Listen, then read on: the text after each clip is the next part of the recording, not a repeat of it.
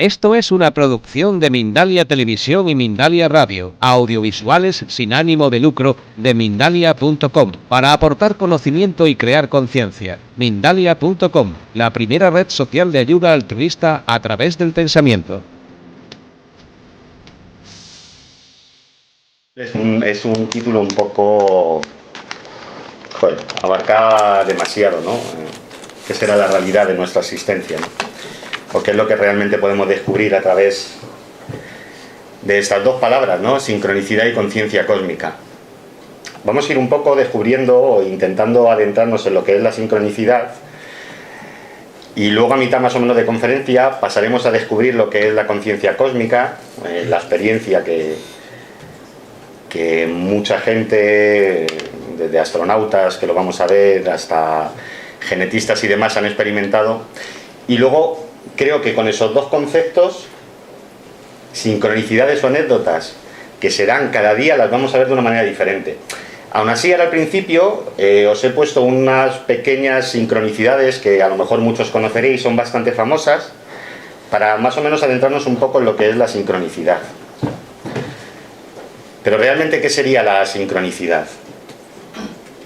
Yo creo que todos en nuestra vida nos hemos preguntado cómo muchas veces han llegado a nosotros cosas, objetos, personas, situaciones que parece que nos encaminan hacia un rumbo fijado, ¿de acuerdo? Que parece que nos van guiando hacia un camino concreto. Esto podemos dejarlo pasar, pensar que es siempre producto del azar, o profundizar mucho más en ello. Para mí, ya de antemano, yo os digo que el azar no existe en absoluto. De hecho, no sé si sabréis que realmente el azar no está probado, no es algo científico que se haya probado. Pero si nos vamos metiendo un poquito en lo que es nuestra vida, en lo que es la sincronicidad, nos vamos dando cuenta de que, aparte de que esos objetos que nosotros digamos que pueden aparecer o no, como ahora veremos un caso, también pensamos todas estas preguntas de aquí. ¿Cuántas veces nos hemos preguntado el porqué de nuestras decisiones y de cada uno de nuestros encuentros con personas que no conocemos? Personas que a lo mejor con solo mirarnos nos da la sensación de que las conocemos de toda la vida. ¿Por qué? Luego veremos algún caso significativo. ¿Por qué aparecen unas personas en concreto y no otras? ¿Por qué a lo mejor yo un día, conociendo a gente que está aquí, vine aquí a esta casa espírita? ¿Quién me iba a decir que luego yo mismo iba a estar aquí dando una conferencia? Porque a lo mejor yo no hace casi ni un año que entré aquí por primera vez, que conocí a gente que ahora mismo me da la oportunidad de divulgar el conocimiento que yo tengo. ¿Por qué ese día decidí venir? ¿Por qué conocí a las personas que me hicieron venir aquí? ¿Hacia dónde nos conducen las intuiciones, las percepciones, los sueños, que también veremos que son significativos, y el por qué? ¿Por qué prestamos más atención a unos que a otros? ¿Por qué prestamos más atención a unas intuiciones que a otras? ¿Qué significado tienen nuestras acciones? Nuestra propia existencia. Son preguntas que siempre nos hemos hecho. Bueno, que antiguamente nos hacíamos y que ahora en la sociedad materialista de hoy en día ya casi no nos hacemos. ¿Por qué estamos aquí? ¿Qué sentido tiene mi vida? ¿Hacia dónde la conduzco? ¿Por qué tengo más días que otras personas? Yo todo esto luego abarcaré una hipótesis que pienso que para mí es válida. Es todo, como ya os he dicho, proyecto del azar o algo muy importante. O todo está conectado y tiene un porqué en un designio mayor, en un plan ya realizado. Esto a veces nos puede llevar a la controversia de si existe una inteligencia superior a nosotros, como luego veremos, que hay gente que la descubre, que es consciente de ella. Si existe esa inteligencia, la llamaríamos Dios. Luego nos llevaría a la pregunta de qué es Dios realmente. Pero sí que ahora os voy a exponer más o menos casos que sí demostrarían ese plan, esa inteligencia superior, espiritual, llamámosla como queramos. Cada uno luego dentro de sus propias convicciones. Seguramente en la sala habrá gente que creerá en Dios como una inteligencia espiritual, como un creador. Otras personas pensarán que Dios incluso puede ser el propio universo.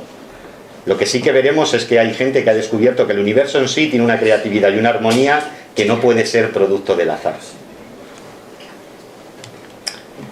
La sincronicidad, como tal, Las empezó, sobre todo hubo un investigador, Carl Gustav Jung, ¿de acuerdo?, que profundizó mucho en ello.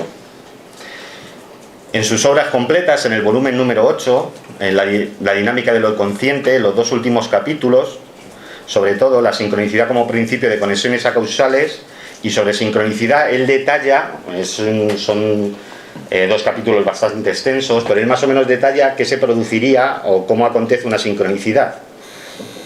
Y da como 3 ejemplos. Uno es que cuando se establece un nexo entre el pensamiento de una persona, nuestro pensamiento, y uno o varios hechos o elementos externos simultáneos que ocurren en un mismo momento.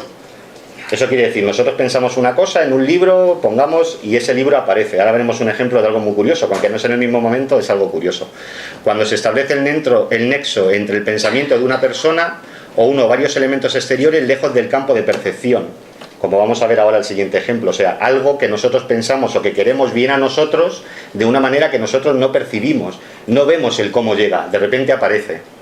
O la coincidencia entre un hecho y otro hecho que ocurre de forma simultánea, que si bien no guarda a lo mejor relación, que esto sí que sería en sí la sincronicidad, 2 hechos que no guardan simultaneidad, ni son casuales, no es uno producto de otro, sino que son 2 hechos que pasan aleatoriamente o que pasan de manera que nosotros no somos conscientes y que cuando los unimos nos damos cuenta de que cobran significado para nosotros. Eso podría ser mismamente si nosotros nos pudiéramos a pensar.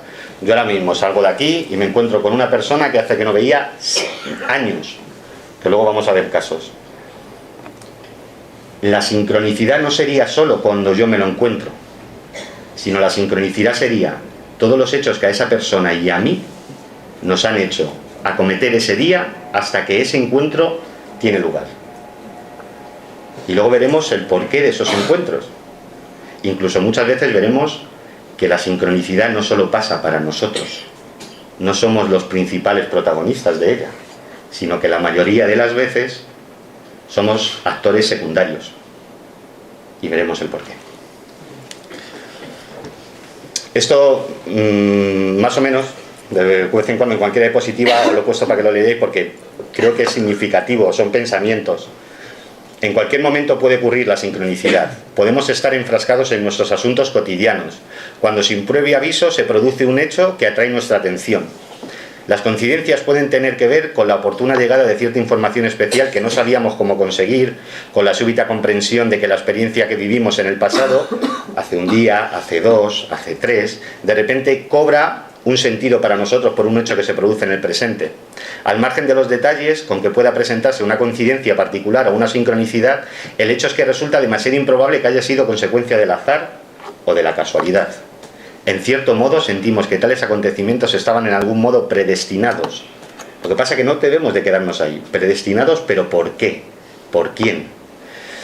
Bueno, que se esperaba que sucedieran exactamente en el momento en que no han hecho con el fin de orientar nuestras vidas hacia una y más inspiradora dirección.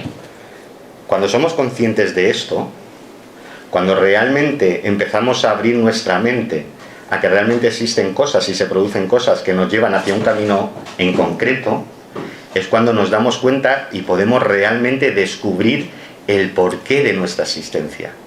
De ahí la frase del principio. ¿De acuerdo?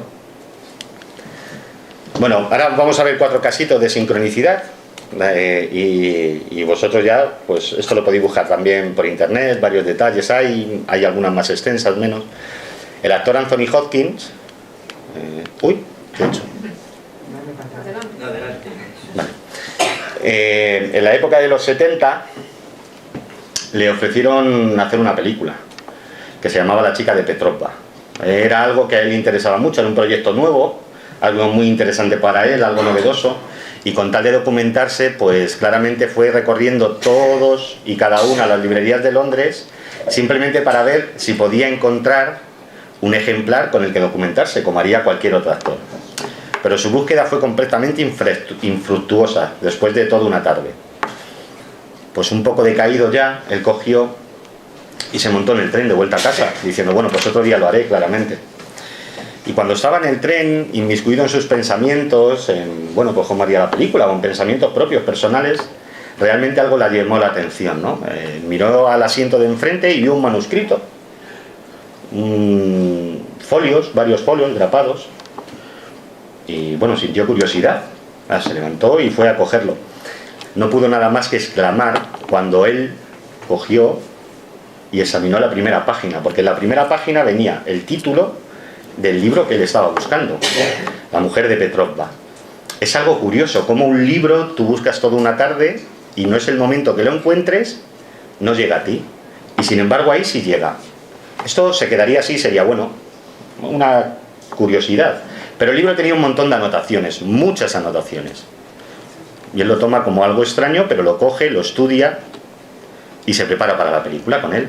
Años después, mientras que está en el rodaje, le presentan al escritor de la novela, a George Pfeiffer. Bueno, la conversación fluye, empiezan a hablar, y el escritor le dice claramente que se siente muy orgulloso de que un actor como él protagonice a un personaje que él literó. ¿Bien? Pues Hodgkin le cuenta la anécdota claramente de cómo encontró el libro, que fue algo casual. Y él le dice que casualmente hay algo que le apesadumbra mucho. ¿El qué? Bueno, pues que llegó un momento en el que él hizo un borrador. No era ni el libro, era un borrador. ¿De acuerdo? Donde él plasmaba las ideas claramente de lo que iba a ser su novela. Y que ese borrador se lo dejó a un amigo y que el amigo lo perdió, lo extravió por Londres. Hodgkin se dio la vuelta, miró entre los papeles de su guión, sacó el libro y Pfeiffer quedó impresionado cuando se lo enseñó porque era el mismo manuscrito que él había perdido años antes. Entender que ya no es solo que encuentre el manuscrito, sino que luego ese manuscrito le lleva a conocer a una persona y esa persona, ese manuscrito lo había perdido y lo vuelve a recuperar. ¿Cómo compagina, o sea, cómo se distribuye todo, cómo encaja las piezas necesarias para que esto acontezca, ¿no? Es algo que debemos preguntarnos, es algo bastante misterioso. Eso sería una sincronicidad que se ha dicho del pensamiento de un objeto. Queremos conseguir algo, no lo conseguimos y en ese momento no, pero tiempo después llega a nosotros. Luego hay otra clase de sincronicidades también. Algunas, no todas son muy bonitas, aunque yo en estas no me voy a centrar mucho, porque yo luego, como veréis, pienso que la sincronicidad puede ser algo positivo o hay que tomarlo como algo positivo. Aquí tenemos a tres personajes: Robert Lincoln, Abraham Lincoln y Edwin Booth. Todos que habremos conocido alguna sincronicidad que ha puesto sobre Abraham Lincoln y otro presidente que hubo y tal y no sé qué, pero no es esa la que vamos a tratar aquí. Lo curioso de esto es que Robert Lincoln estudiaba en una universidad y bueno, quería hacer un viaje y en la estación de Nebraska quería volver a casa y en la estación de Nebraska se dispone a coger y a comprar unos billetes. Antiguamente las estaciones no eran como ahora, no había una taquilla, estaba el billetero, el que vendía los billetes estaba a pleno al lado del tren, ¿no? Y había mucha gente. En esto que entre la aglomeración de gente, unos empiezan a empujar a otros y cuando va a llegar el momento en el que Robert Lincoln iba a comprar el billete, la propia marea, digamos, un poco humana, le empuja y casi la arrastra y le tira entre medias del tren y la vía, o sea, entre medias del tren y el andén, en el mismo momento en el que el tren se quería mover. Es curioso porque él siente que alguien le coge y como le salva la vida. ¿Quién le salvó la vida? Un afamado actor que interpretaba papeles de Shakespeare en su momento, hace un siglo y medio, que era Edwin Booth. Lo curioso de esto es que, fijaros en las circunstancias, en cómo hay estas, digamos, a veces macabras, un poco situaciones, ¿no? Edwin Booth salva la vida a Robert Lincoln, que es hijo de Abraham Lincoln. Lo curioso, muy curioso, es que Edwin Booth tenía un hermano. El hermano se llamaba John Wilkes Booth, que 2 meses después fue el que asesinó en el teatro a Abraham Lincoln. Es curioso cómo puede un hermano te salva la vida a su hijo y sin embargo el otro hermano coge y asesina al padre. Cuando te pones a indagar un poco te das cuenta de que uno era republicano y estaba a favor, o sea, uno era confederado y el otro era unionista. Eran 2 hermanos completamente diferentes de pensamiento. Uno hizo el bien y el otro hizo el mal. Pero realmente, cómo se entreteje, si ese plan está creado, cómo se entrelaza todo para que pasen estas circunstancias. Es algo curioso y sobre todo algo que pienso que no pasa por azar. A lo mejor a él lo que le puso el destino era una prueba. Una persona te salva la vida. Ahora tienes que soportar que el hermano de la persona que te salvó la vida mata a tu padre. Es una enseñanza puede. Luego veremos que a veces hay enseñanzas mucho más significativas. Hay otros casos en los que el destino, ese plan inteligente, nos manda una señal y no la sabemos interpretar. Decimos, bueno, y nosotros obcecados o en nuestras cosas o con todo el afán perdido hacia lo sagrado, hacia lo espiritual que hemos cogido y hemos perdido, y guiándolo todo hacia quizá el materialismo, pues tomamos caminos que a lo mejor la señal nos está diciendo, oye, que no tomes ese camino, pero nosotros lo tomamos. Así de cabezones somos a veces. Un empresario argentino, Nicolás Ruggeri, la premonición, porque fue una premonición, él tuvo un sueño, le avisó de un destino fatal. Estaba en la otra parte de Argentina y tenía que viajar a San Carlos de Bariloche. Y él compró un avión, tenía varias reuniones de negocios, era un empresario que se dedicaba a visitar varias sucursales. Lo curioso fue como días antes empezó a tener el sueño en el que el avión iba a tener un accidente. Y a él eso le empezó a intrigar mucho. Se lo dijo a su mujer, se lo contó en varias ocasiones. Oye, mira, yo tengo la premonición de que va a existir un accidente y de que ese accidente realmente va a ser en el avión y yo prefiero no coger el avión.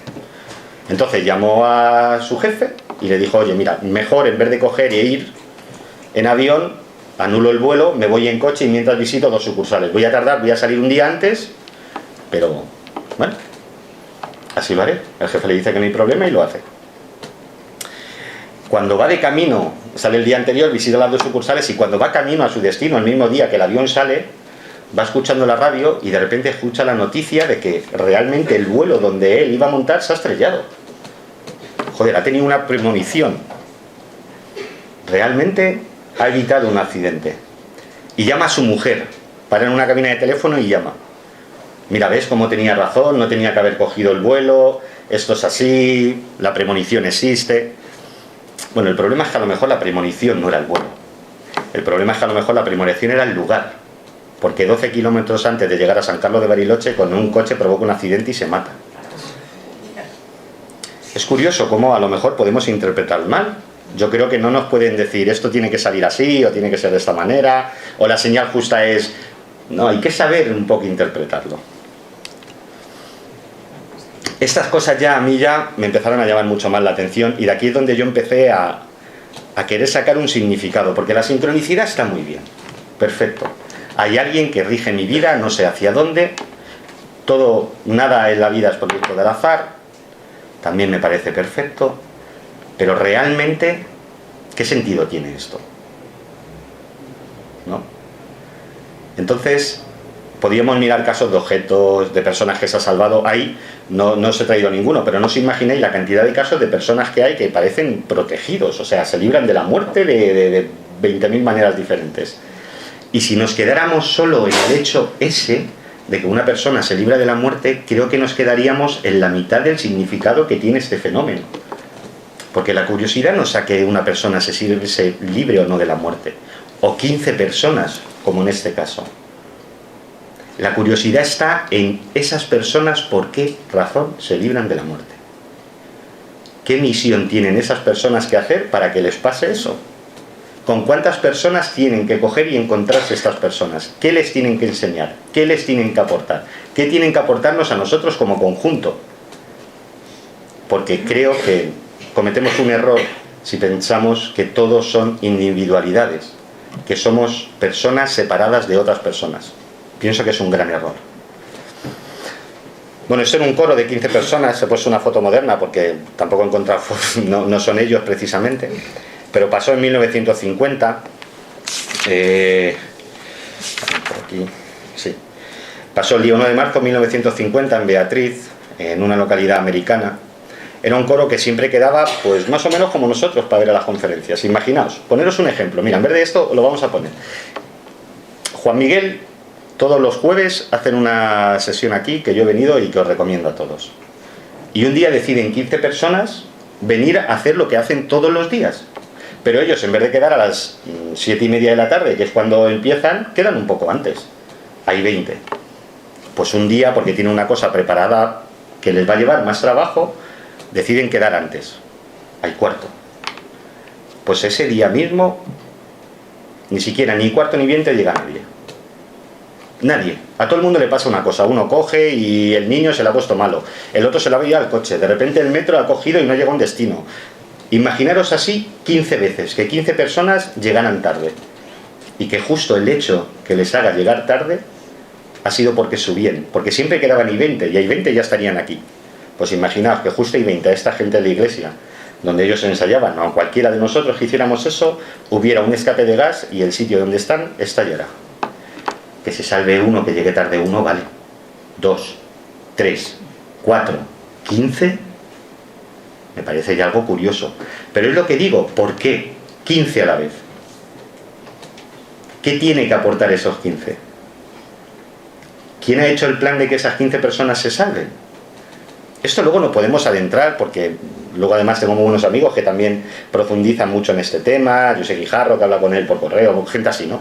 Y realmente, sí, podemos hablar de física cuántica, de la composición del universo, nos podemos adentrar en miles de teorías. ¿De acuerdo? Miles. Pero lo curioso es, y la pregunta real es, ¿por qué? ¿Qué aporta a esta gente para que necesite salvarse? ¿Qué aporta a personas que se encuentran en un momento adecuado de sus vidas? ¿Por qué una persona salva la vida a otra? Vamos a ver casos que realmente son como, bueno, ¿por qué esta persona estaba ahí en el momento adecuado? Hay dos cosas en las que he llegado a creer implícitamente acerca del mundo en que vivimos.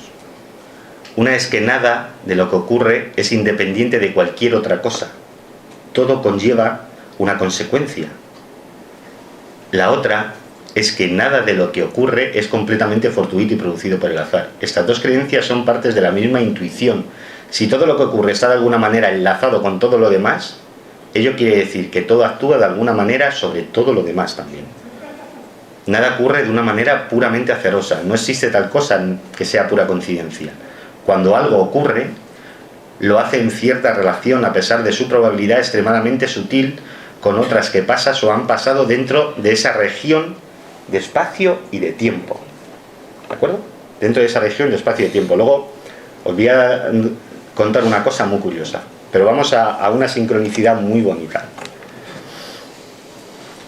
Bueno, aquí tengo dos personajes y una ciudad, Estambul. ¿De acuerdo? Ella había nacido en Nueva Zelanda.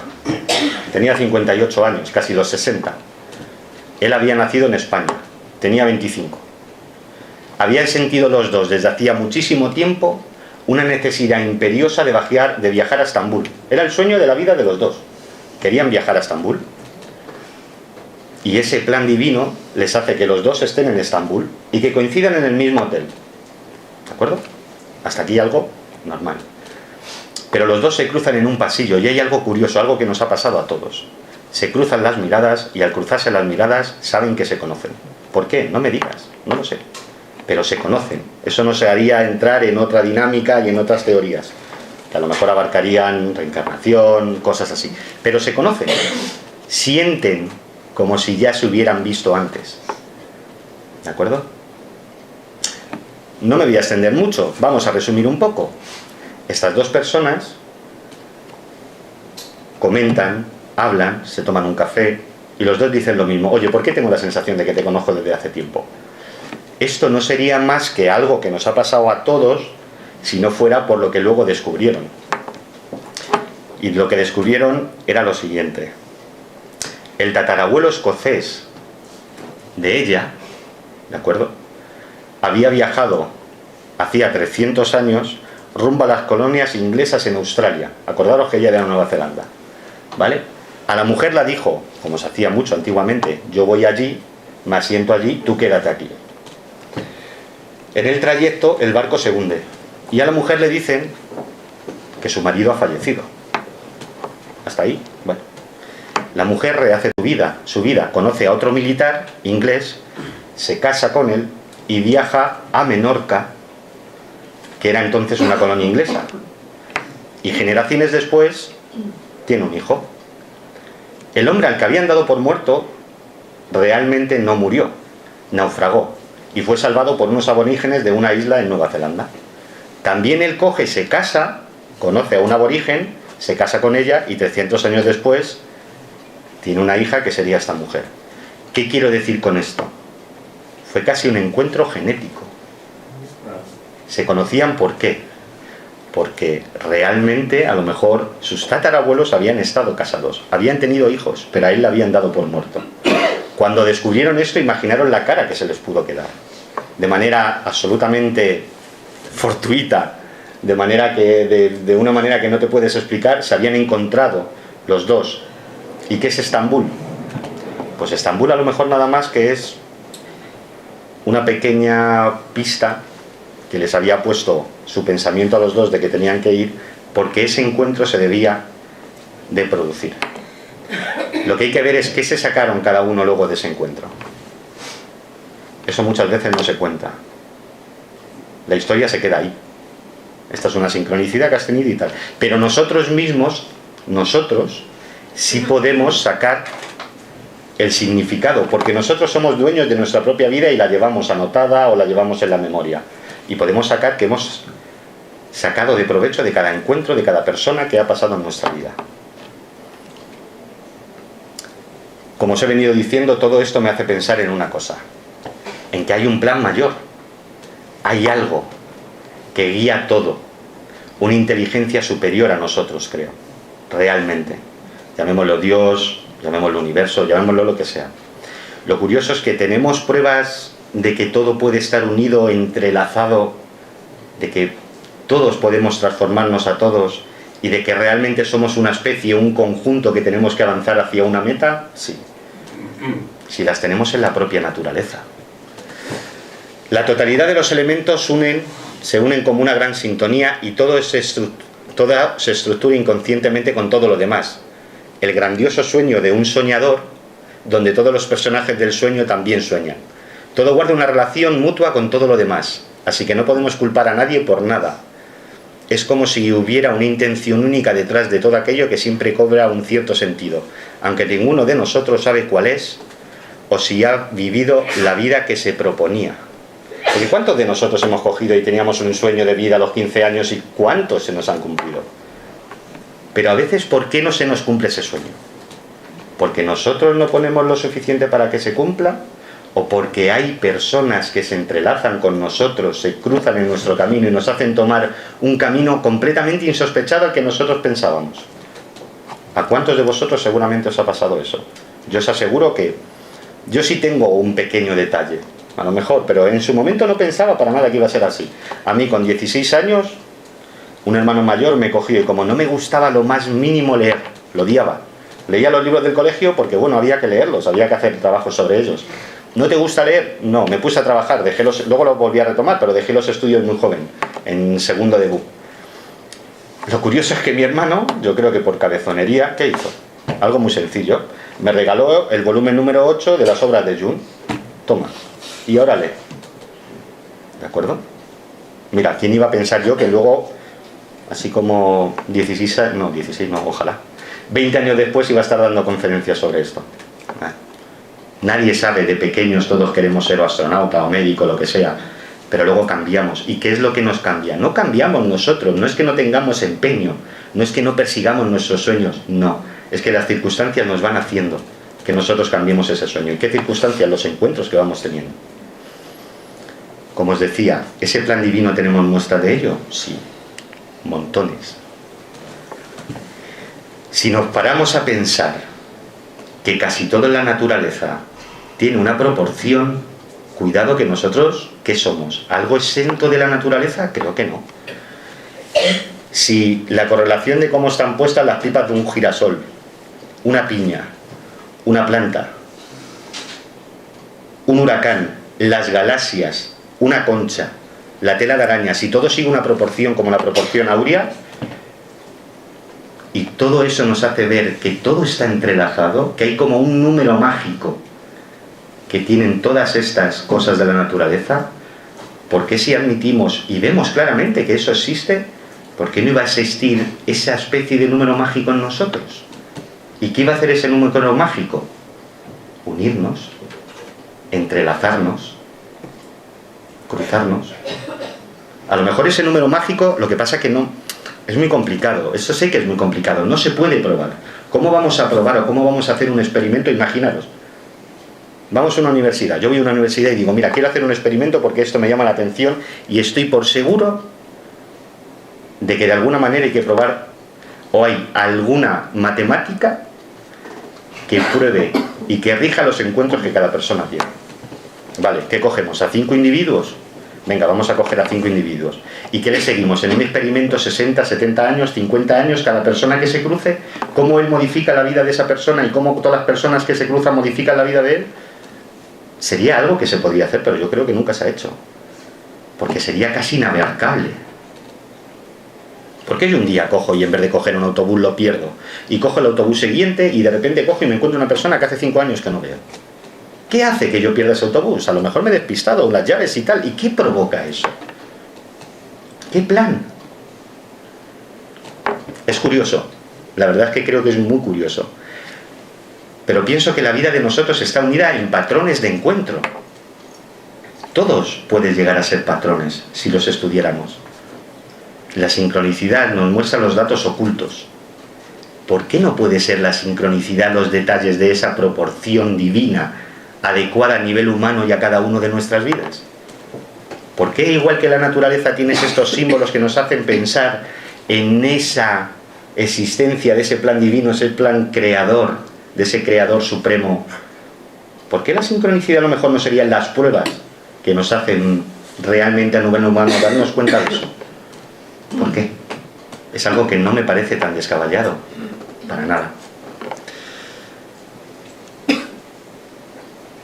Y esto es muy curioso. Mirad,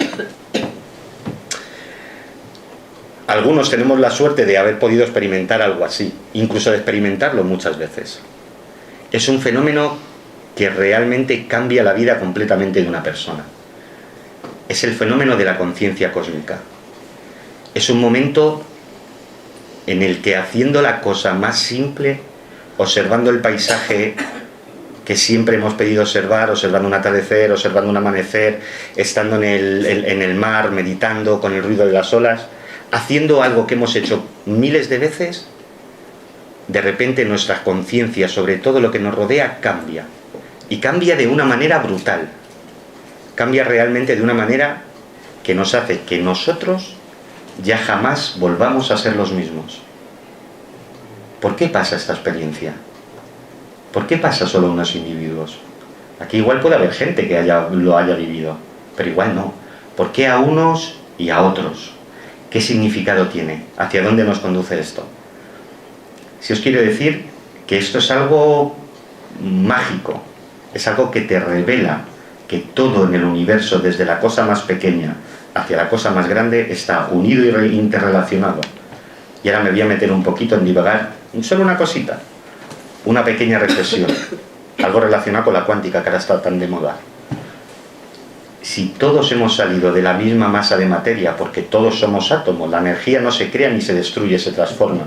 Si todos somos átomos y nacemos de esa materia, ¿por qué nosotros íbamos a estar completamente alejados de esto? ¿Por qué tú no podrías incluso ser yo?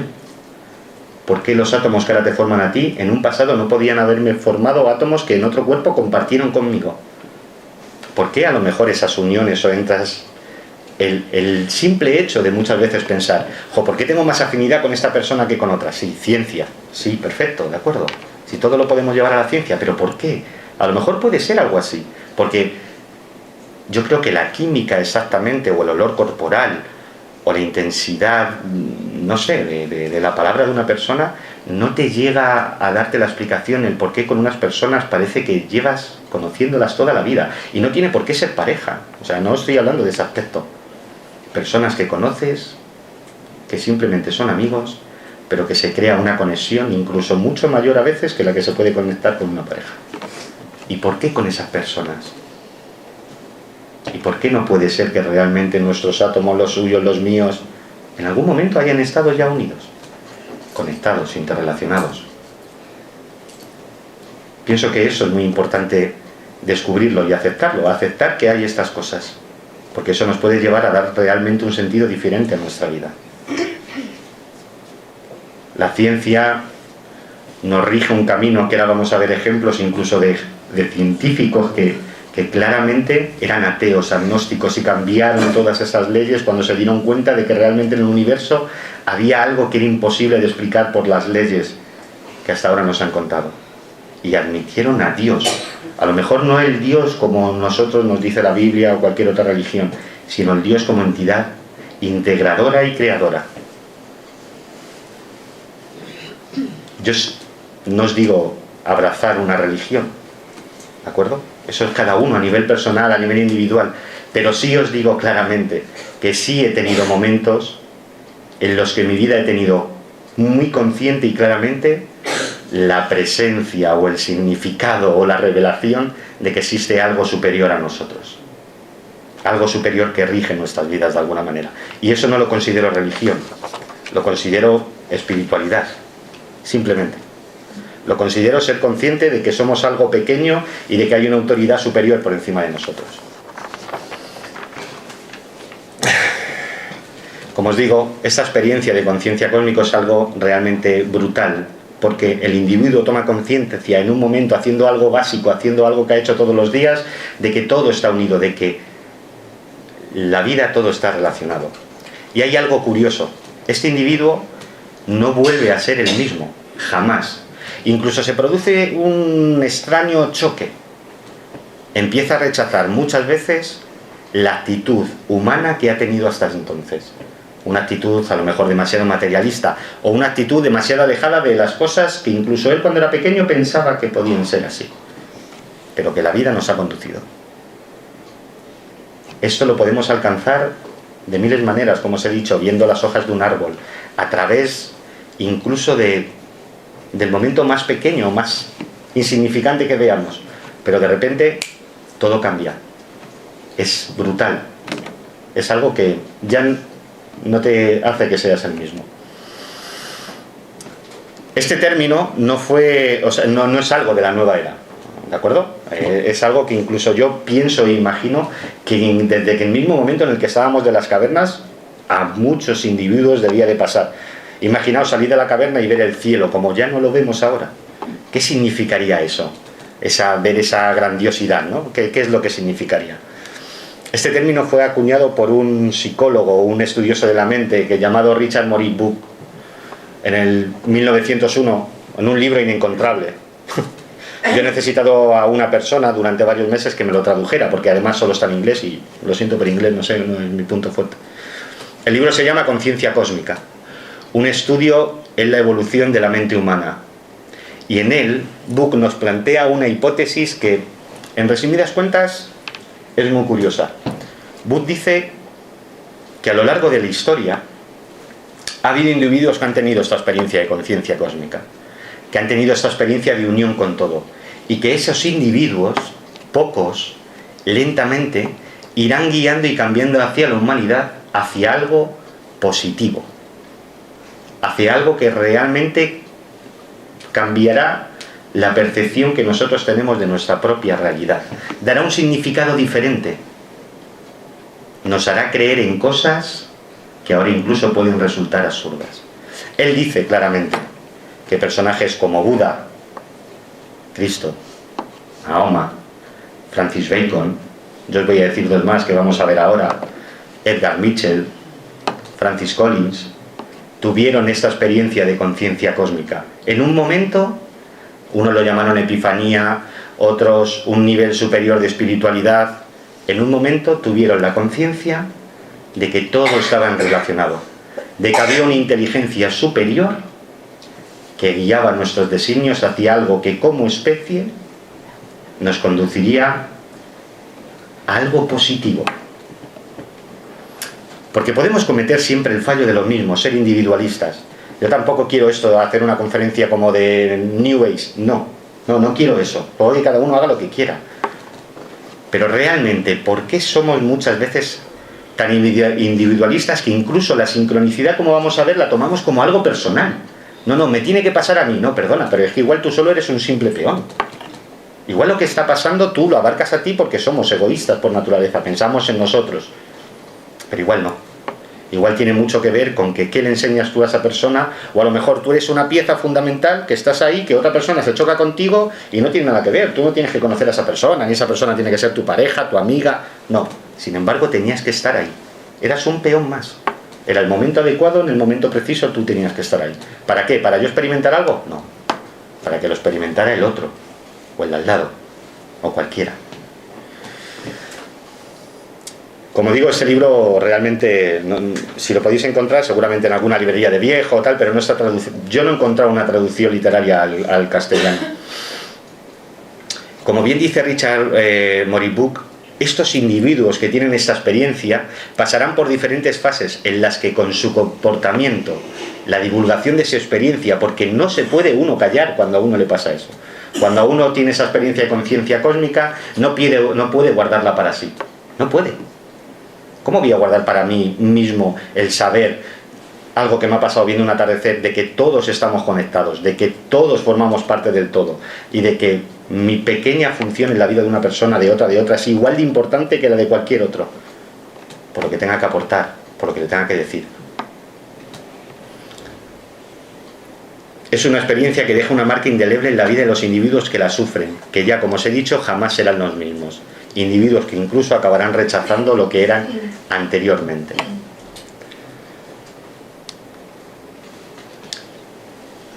La comprensión y el entendimiento mediante esta experiencia de que el universo está lleno de creatividad, de una creatividad armónica en la que todo tiene un sentido y un fin, nos hace plantearnos la existencia de este creador, de esta inteligencia suprema y pensante, que con la experiencia de la conciencia cósmica somos conscientes de ello. A nosotros que rigiera en un plan maestro todos los acontecimientos, los sucesos, los ejemplos que hemos visto anteriormente, y esta búsqueda de un creador de esa inteligencia ha sumergido en un afán de descubrimiento y exploración de respuestas a personajes notables de la ciencia, que lo que pasa es esto, de los que normalmente no llegamos a conocer esta faceta. También es algo que me pregunto yo el por qué. Todos hemos conocido a los astronautas que fueron a la Luna. Os recomiendo un libro del que yo he sacado esta experiencia, que me he leído claramente. Es un libro buenísimo que se llama Lunáticos. Está escrito por un actor inglés que se dedicó a ver qué era lo que pasaba, qué era lo que ocurría con las 9 personas que entonces, cuando él escribió el libro, sobrevivieron o que quedaban vivas de los 12 que fueron a la Luna. Un dato curioso, que fueran 12. Y en este libro que os recomiendo claramente, Lunáticos, porque en él te describe cómo muchos de ellos sufrieron esta experiencia y cada uno luego la adaptó a su manera. Yo me quedé con la experiencia de Edgar Mitchell. ¿Por qué? Porque mirad, Edgar Mitchell tuvo algo que yo creo que sería algo que a nosotros nos encantaría. Fue la persona que más tiempo, que tiene el honor, el privilegio de ser la persona que más tiempo pasó dando un paseo espacial. Realmente 9 horas y 17 minutos. ¿Os podéis imaginar lo que es estar paseando por la Luna 9 horas y 17 minutos? Aparte de que él era una persona que no era... era materialista, pero no era escéptico. Era una persona que había nacido en Roswell, tenía mucha influencia a lo mejor de saber si estamos solos en el universo, cualquier cosa. Pero imaginaos lo que es contemplar eso. Una imagen como esa, la de la derecha, durante 1 hora, 2 horas, contemplar el universo y darse cuenta de algo, realmente darse cuenta de que todo tiene una armonía, de que todo tiene un porqué, de que esa bola pequeña, canica azul que está ahí suspendida en medio de la nada, forma conjunto de un universo mucho más grande y armónico. Y se dio cuenta de algo más, algo muy sencillo, que el universo tenía creatividad, que tenía esa inteligencia. Él era un militar, capitán de la NASA, doctorado en aeronáutica y astronáutica, 4 doctorados tiene. Pero él dice una cosa muy curiosa. Él dice que se fue de la Tierra siendo un militar y un técnico de la NASA y que volvió siendo un chamán y un humanista. Un chamán y un humanista. Y cuando volvió de la Tierra, estuvo 1 año más en la NASA. pero al año se fue y fundó el Instituto de Ciencias No Éticas. ¿De acuerdo? ¿Y por qué fundó ese instituto? Porque se dedicó durante los 40 siguientes años de su vida a buscar a Dios, pero no a buscarlo desde la religión, perdonad, a buscarlo de manera científica. Y descubrió muchísimas cosas. Es algo curioso, los que sepáis inglés, yo siempre me tengo que apoyar en otra persona, meteros en el Instituto de Ciencias No Éticas. Tiene un archivo increíble. A nivel público, todos podemos acceder a él. Y en él vamos a encontrar teorías como la del universo holográfico, como la energía residual. ¿De acuerdo? Perdona. Bueno, sí, holográfico, pero no es que sea un holograma. No es que el universo sea un holograma. Sino que él no quiere andar mucho. Él pone el ejemplo de que en una tarjeta de crédito nosotros vemos el holograma que brilla. Si vamos cortando en pedacitos pequeños, siempre está la imagen principal. Por mucho que cortemos, sigue la imagen principal y sigue y sigue y sigue. Él descubrió, después de varios años de investigación, que en el universo esos patrones existen. Que el todo está en la pieza más pequeña y en la pieza más grande, como a lo mejor antes hemos visto.